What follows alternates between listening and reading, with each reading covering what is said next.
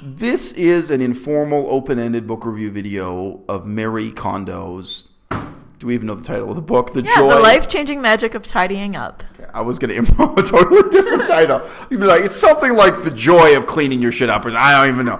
But, that's a good alternative title. That's right. The joy of getting your shit together.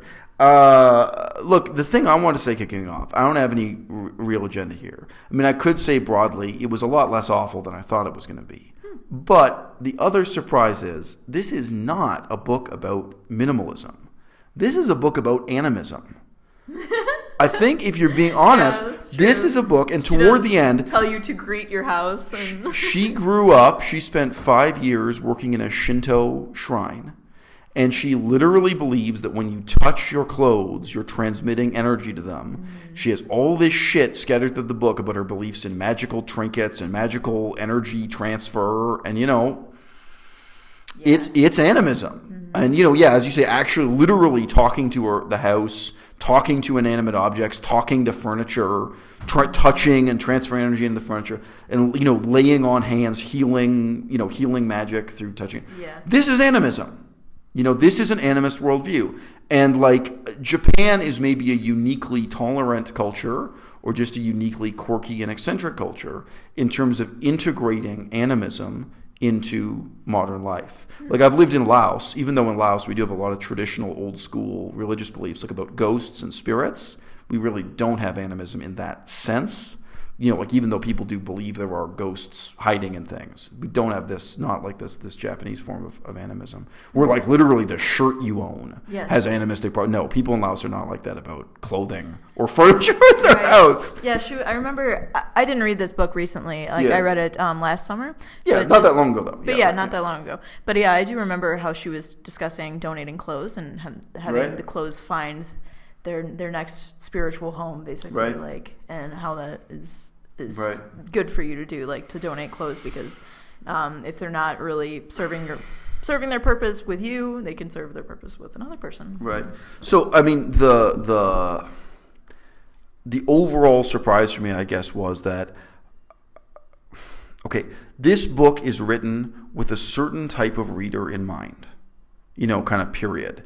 They assume that you're a certain kind of nebbish, compulsive person who's stored up a lot of goods. I should give a specific example. So she says, she assumes that most of her clients are people who live in Tokyo and who have parents with a larger house in the countryside, and they store their goods with their parents. Mm-hmm. Now, I'm not hating on it. It's just an assumption. Those are the types of people she works with. Those types, and they send things to be stored with their parents. Yeah. My assumptions, which I have to be aware of, I have to kind of fight against my own assumptions. I have to challenge my own assumptions about people. But in terms of my generation of people I've known coming up, the degree of kind of casual homelessness that's presumed for my generation, university-educated people who have never owned a home, who have never owned a car in many cases, who move from one place to another, even if it's just within Canada, who coast to coast within Canada are looking for work. I don't know people who've been able to hold on to and amass even baby photos. You know what I mean? Mm-hmm. Which is something she deals with at length, let alone the types of possessions she's talking about here. So I'm not hating on it, but it was a surprise to me that it was I thought this was going to be a manifesto for minimalism. That's what I thought it was going to counter. And it's not. On the one hand, it's really animism, not minimalism. And on the other hand, this is really not a message for everybody. It's a message for a certain type of personality from a certain type of socioeconomic background, which I'm not from, and the people I went to high school with and I went to college with are not from. I don't know those people. I'm sure they're out there. They're out there in the suburbs, amassing huge piles of sentimental objects and photographs and old video games or whatever it is. You know what I mean? Mm-hmm. I'm sure there are people this book speaks to, and obviously it's sold over 1 million copies and so on. But to me, if anything, it made sharper that kind of tragedy that the world as I see it, I'm not talking about poor people. I'm talking about middle class and even rich people I've known. The people I've known, they have nothing. You know what I mean? They go on from a BA to a life of this kind of, semi-homeless wandering and never find permanent or durable employment. They go from one gig, including people with PhDs. We know so many people with PhDs like this, shuffling around from one short-term gig to another, never really amass anything, one Airbnb after another. You know what I mean? Like, and in some ways that's a beautiful life with a lot of, it's very mentally stimulating. Your horizons are always changing. You're definitely not stuck in the same cubicle at the same company for 20 years. But to me, if anything, this brought home like, wow, this is talking to a whole demographic that I only know through like sitcoms. I don't know people like this. I see them represented in sitcoms. I don't know them in real life. Yeah, I don't have the same experience as you. Yeah. Well, I know from, we were just talking about potentially moving to Victoria, and you were just saying, like, I don't want to move to an apartment and furnish an apartment again and then move out less than a year later and have to throw out the stuff and go to another apartment, furnish another apartment. Right. Yeah, like, you really have lived, like, a nomadic lifestyle in that way, more than I have, because I grew up, in the same house, and, my parents still have all baby clothes, and not all baby clothes, but like baby pictures and a lot of toys and games and stuff like that. So I do think this could help potentially quite a few people that I know. One of my good friends, she has kept all of her diaries from when she was a kid. Right. Yeah, and even though they have moved house a couple times, like she does have a lot of the same stuff. Like she mentioned a pen that her grandfather gave her like when she was 7 years old, and she was like, "This is going to be the pen that you use to sign your first novel." like your signature on your first novel, because she was a writer at the time. So quite a few people that I know, they still generally keep stuff at their parents' house or even live at their parents' house. But we come from different backgrounds, and we know different types of people. Well, I mean, anyway. I think it's also okay. I mean, in some ways, it reflects globalization, neoliberalism, the 21st century economy, the digital economy, and everything else. And I mean, it reflects also the kind of glory of being able to send your resume by email to apply for jobs all over the world. There was one guy I met in England, and then like 5 years later, he got a job right next to me in Western Canada. It was just a coincidence. Like things like that happen to you. Like, oh, hey, last time I saw you, we were both living in England. Now we're both living on the west coast of Canada. Things like that happen too. And in some ways, it's possible. At the airport, too. Oh, yeah, right. Yeah. I bumped into someone 10 years ago at the airport and so on. Sure. But like, I think specialization itself kind of leads to this nomadic life where you can own very little, whether or not it's a matter of choice. So we should come back. I mean, me as a particular example, I don't claim to represent my generation or anything. But, so before I was really involved in Buddhist studies, I was a scholar of Buddhism myself. I knew a lot about the scholars of Buddhism. So if somebody like that finds a gig in Hong Kong, and then a couple years later they find a gig in California, I mean, in the whole world globally, there are only a few opportunities for Buddhist scholars to pursue, or they can create their own opportunities to some extent. But yeah, those guys are always on the move. And that's just one specialized field I've known, whether it's anthropologists or people in politics or people in the arts. I've known a lot of, and they never stop moving. Right. So the other thing is, now look, I mean, this also prefigures my engagement with Buddhism. So I've never had a period in my life like that this book would pertain to. I've never had a period in my life where I'd amassed enough that I need to give stuff away or throw stuff away or what have you. But I mean, for me, starting as a teenager, some of this and not others, but I had no furniture in my bedroom. I slept on the floor, and I can talk about why that was. I didn't consider myself a minimalist, I slept on the floor. I owned very, very few possessions for many years. So in university, I would only ever own 3 pairs of pants, 3 shirts, 3 jackets. I had a maximum of 3 for each element of clothing. So I just wore black suits, like black business suit with a white shirt and a black tie and a gray top coat.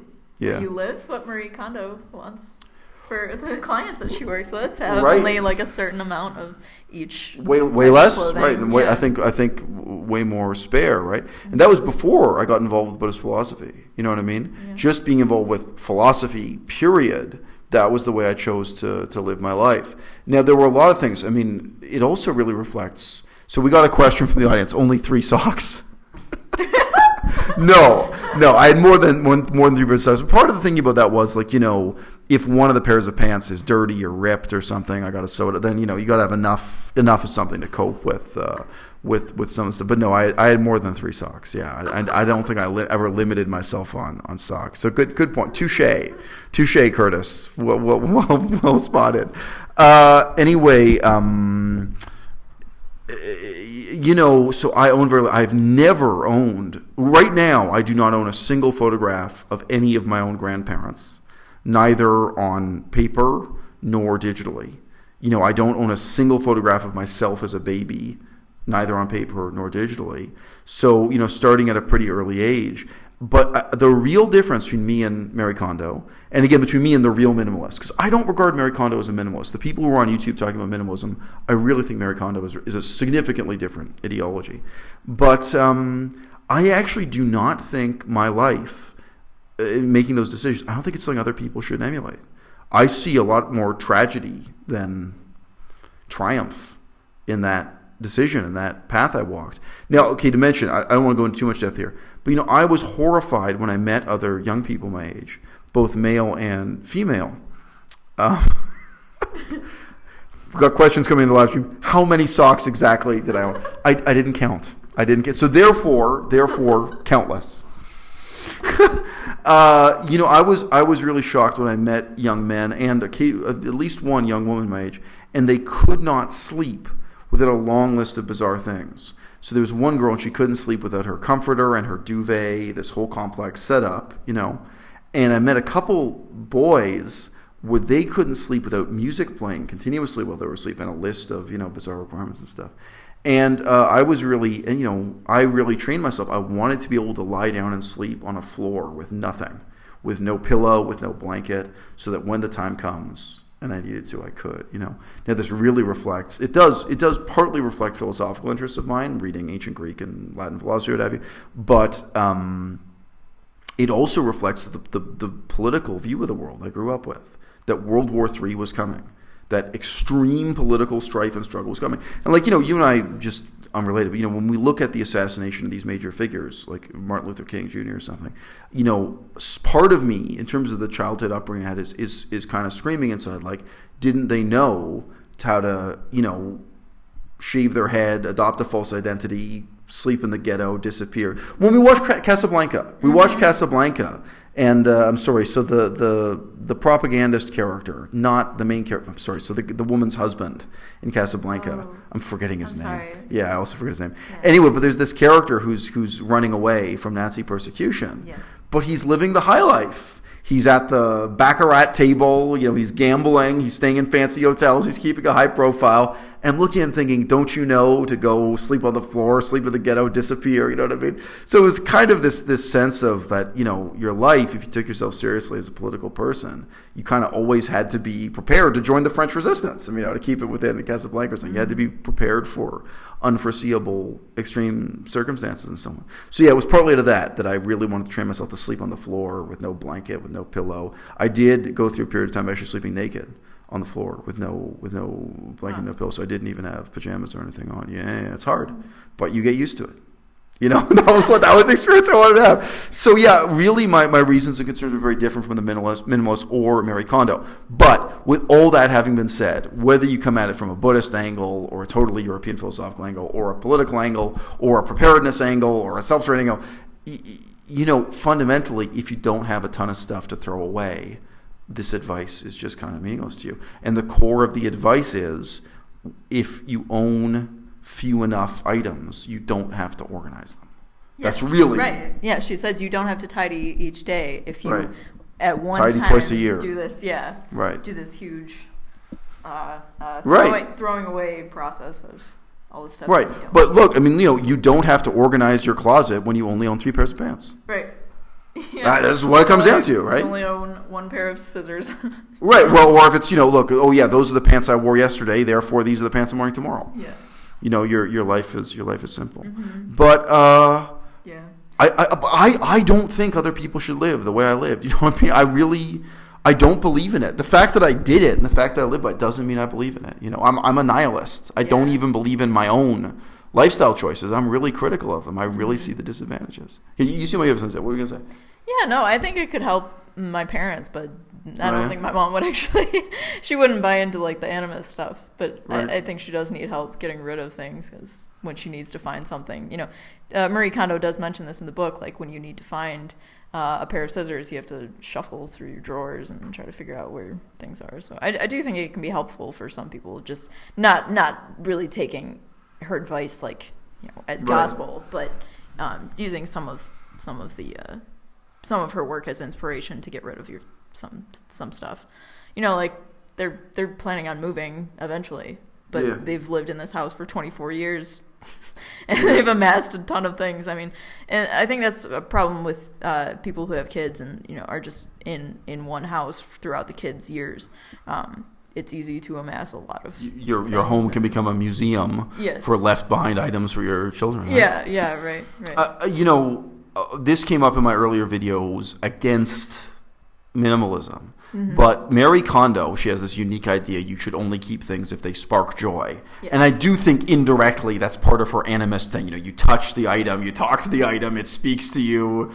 It sparks joy or whatever. So this is her philosophical approach to life. Yeah. But for me, there are real questions about productivity. Okay, you want to be an artist. If you want to paint canvases, you have a studio full of all kinds of crap. Yeah. Like stuff. Yes, paintbrushes. But when you visit some artist studios, there's somewhere like you might wonder, why do you have a bunch of spheres of different sizes? And there's going to be an answer like, oh, well, sometimes to check the perspective of something, they're just, weird objects around that have all kinds of other uses, foreseen and unforeseen, anticipated. You have to amass, I can't even call it equipment, but, stuff. Yeah, I can see that for people who do a lot of odd jobs around their house, too. Right. Marie Kondo obviously doesn't, repair car engines or something, Right. But, I mean, likewise, I think when you look at it in that sense of kind of productivity rather than joy, I think you very rapidly expand the scope for how much people show, and that's one of the reasons why I'm critical of myself. Like even I wish I owned things I don't own, and sometimes things I did own in the past and had to part ways with because I could use them productively. She's very skeptical about that. She's very skeptical you're ever going to read a book that you have on a shelf for 10 years. She's like, oh, well, just throw away these books because you can buy them again anyway. Whatever. But and I know one part of the book that you just mentioned recently, because of all of what you've studied, you've had a lot of notes that you've had to throw away that probably would be useful to read, or at least you would like to look back on them. Right. And she's very skeptical of that. She really says, no, notes you've taken from university lectures, you'll never going to look at them again. Right. Well, maybe I'm the one person out of a million. But the same way an artist really may make productive use of objects that seem completely unproductive. Maybe someone who's really a scholar or really cares about whatever the topic is really would make productive use out of those notes or those books or whatever, even if they sit on the shelf. I got an email from Nicholas Ostler, an author whose work I've contributed to in the past. Nicholas Ostler just moved house and he moved 14,000 books.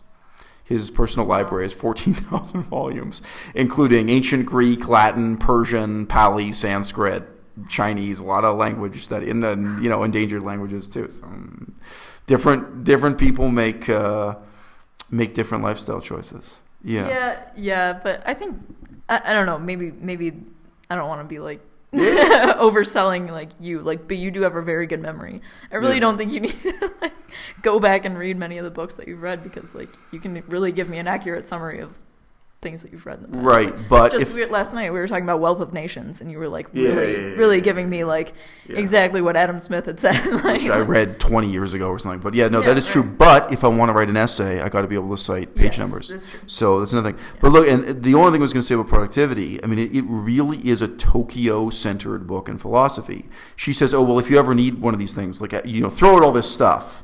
If in the future you ever actually need this thing, you can just go out and buy it. Yes, well, that's true if you live in downtown Tokyo. That's not true if you live in Saskatchewan, Canada. Mm-hmm. That's not true if you live in a lot of places. A lot of stuff is she's talking about throwing out tools, useful items, and it's true. Maybe you only use it once every 5 years or something. But no, a lot of stuff, depending on where you live, you can't just go out and buy. Or maybe downtown Tokyo is the only place. Yeah, it's funny because you were mentioning that it's these that what the book is directed towards are these people who are able to store things at their parents' house. Well, that's right now. I'm living in China with a quarter of what I own, and the 75% is at my parents' house. Right. So I guess she is kind of speaking to me, but.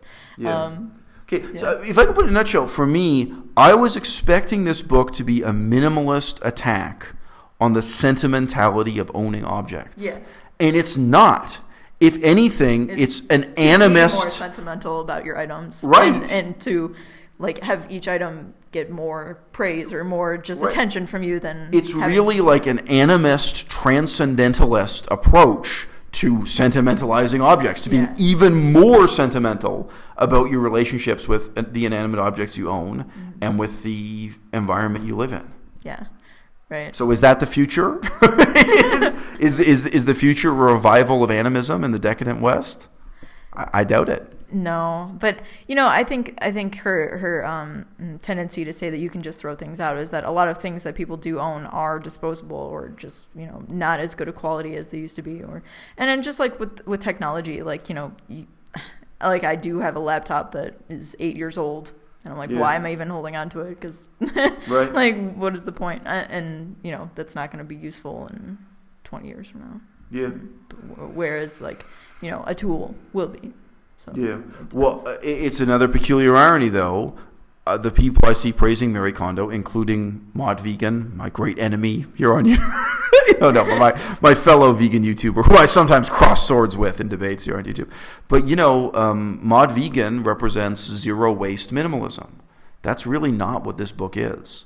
This book, if anything, is wasteful. Yeah, it's maximizing your waste, and it's openly admitting if you live this way, you will more often have to go out and buy things that you did own in the past, but you got rid of, so you could live in this aesthetic and magical lifestyle she's enforcing. Yeah, so, living the life that you envisioned. Yeah. But this is not an ecological paradigm. This is not a zero-waste paradigm. And this is not really a minimalist paradigm. Mm-hmm. As Marie Kondo herself says, this is an argument that's centrally based on joy and her peculiar, distinctly Shinto, Tokyo, Japanese bourgeois philosophy of where joy comes from. And apparently it comes from empty shelves. Yeah, and I guess I can be critical of it because not a lot of people will not find that their life has more magic in it. She talks about the magic of tidying up, or that your life will improve so much. You'll. One quote was that she left her husband after reading the book. Satisfied customers include the woman who left her husband, because when she was done tidying her house, she decided to get rid of the husband too. Yeah, right. Yeah. Yeah, it won't work for everybody. Yeah, I don't think it's the case that everybody will benefit from tossing stuff that they don't want anymore. But anyway. Yeah. So, and in related news, à-bas-le-ciel Broadcasting Corporation is bringing out a T-shirt and a children's storybook. So buy all our stuff. And Yes. All right, that's a wrap.